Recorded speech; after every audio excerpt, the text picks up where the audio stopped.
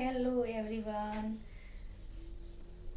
આજે આપણે પાલકનું શાક બનાવીશું. પાલકમાં જનરલી પાલક પનીર લોકો બનાવતા હોય છે, પછી પાલકનું ઘણી બધી સબ્જી બનતી હોય છે, પણ આજે હું પાલક બટેકાનું શાક બનાવીશ એક નવી જ રીતથી. તમે બી ટ્રાય કરજો. અહીંયા મેં 500 ગ્રામ પાલક લઈ લીધો છે. આને હું ધોઈ અને સાફ કરી દઉં.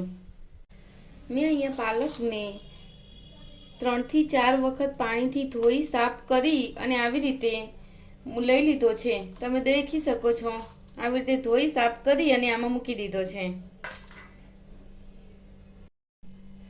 મેં અહીંયા 3 બટેકા, 2 ડુંગળી, 2 ટામેટા, 2 મરચાં અને થોડું આદુ લસણ આવી રીતે લઈ લીધું છે. આ બધી જ વસ્તુ ધોઈ સાફ કરી અને હું કટિંગ કરી લઉં. મેં અહીંયા પાલક બટેકાનું શાક બનાવવા માટે આવી રીતે મોટી સાઈઝમાં બટેકા સમારી દીધા છે અને એને પાણીમાં ધોઈ સાફ કરી અને આવી રીતે પાણીમાં મૂક્યા છે, એટલે શું કાળા ના પડી જાય. અને આ તપેલીમાં આવી રીતે લઈ અને પછી આને 5-7 મિનિટ માટે ગરમ કરી લઈશું, એટલે શું થોડા બફાઈ જાય. મેં આ બટેકાને આવી રીતે બાફા મૂકી દીધા છે, એટલે શું થોડા બફાઈ જાય. પછી આને આપણે આવી રીતે બટેકાને નીકાળી દઈશું. મેં અહીંયા ડુંગળી અને મરચાં આવી રીતે ચોપરમાં મૂકી અને ચોપ કરી દીધા છે. ડુંગળી અને મરચાં ચોપરમાં ચોપ થઈ ગયા છે. હવે આપણે આજે મેં મોટી સાઈઝમાં ટામેટા સમાર્યા છે એ આની અંદર ચોપરમાં મૂકી દઈશું અને આને બી આપણે ચોપ કરી દઈશું.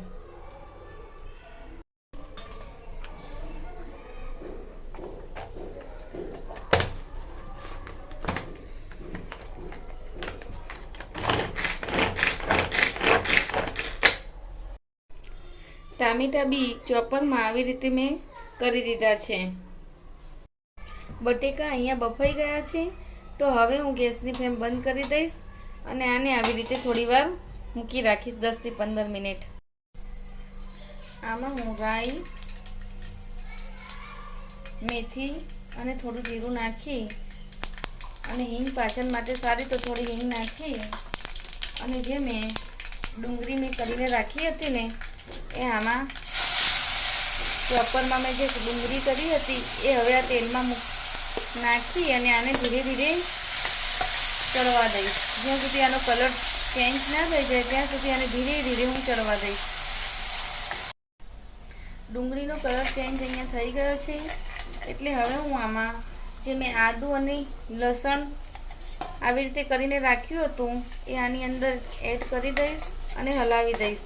આને બી થોડી વાર આપણે ચડવા દઈશું. હવે આમાં આપણે જે પેપ્સિકમ મરચાં મેં મોટા મોટા આવી રીતે સમાર્યા છે એ આવી રીતે એડ કરી દઈશું. આ મેં મોટા જ સમાર્યા છે, તો શું તમે સ્કીપ બી કરી શકો છો. જો તમને ના ભાવતા હોય તો નાખી શકો છો. આને બી હવે થોડી વાર હું ચડવા દઈશ. મરચાં અહીંયા થોડા ચડી ગયા છે, એટલે હવે હું આમાં મેં ટામેટા જે ઝીણા કરીને રાખ્યા હતા ચોપરમાં એ આમાં એડ કરી દઈશ અને આને બી આપણે આવી રીતે શેકી લઈશું. એટલે શું આને થોડી વાર ચડવા દઈશું. થોડી વાર ચડે પછી આમાં આપણે મસાલો કરીએ.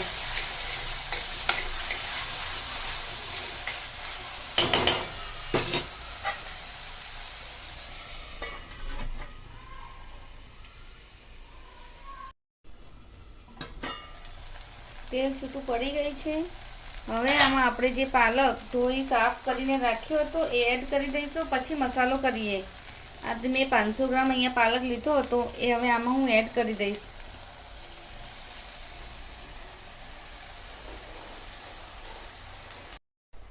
મેં બધો જ પાલક આમાં એડ કરી દીધો છે. હવે હું આને હલાવી લઈશ. ધીરે ધીરે હલાવીશું એટલે શું કે પાલક જ્યારે ચડશે પછી તો એકદમ થોડો જ થઈ જશે. અત્યારે મેં નાખ્યો છે એટલે આટલો બધો લાગે છે.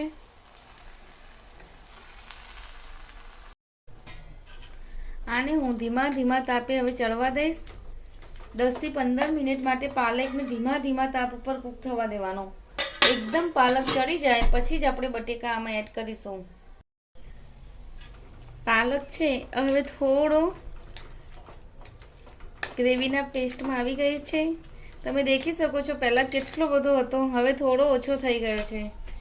હવે આમાં હું મસાલો કરી દઈશ, જેમાં હું અડધી ચમચી હળદર, 2 ચમચી લાલ મરચું, 1 ચમચી ધાણા જીરું અને સ્વાદ અનુસાર મીઠું નાખી દઈશ.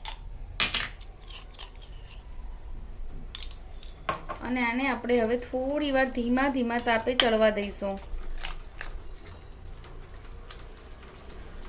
તમે દેખી શકો છો કેટલો મસ્ત કલર લાગે છે. પછી લાસ્ટમાં આમાં આપણે બટેકા એડ કરીએ.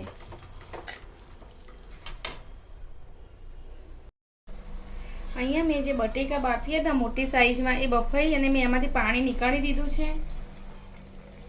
અને આમાં હવે એડ કરી દઈશું અને આવી રીતે હલાવી દઈશું. આમાં જો તમે ખાતા હોય તો થોડો ગરમ મસાલો કા પનીર મસાલો કોઈ બી હોય તો તમે એડ કરી શકો છો. બહુ જ ટેસ્ટી અને મસ્ત લાગશે. દેખી શકો છો કેટલું મસ્ત બની છે.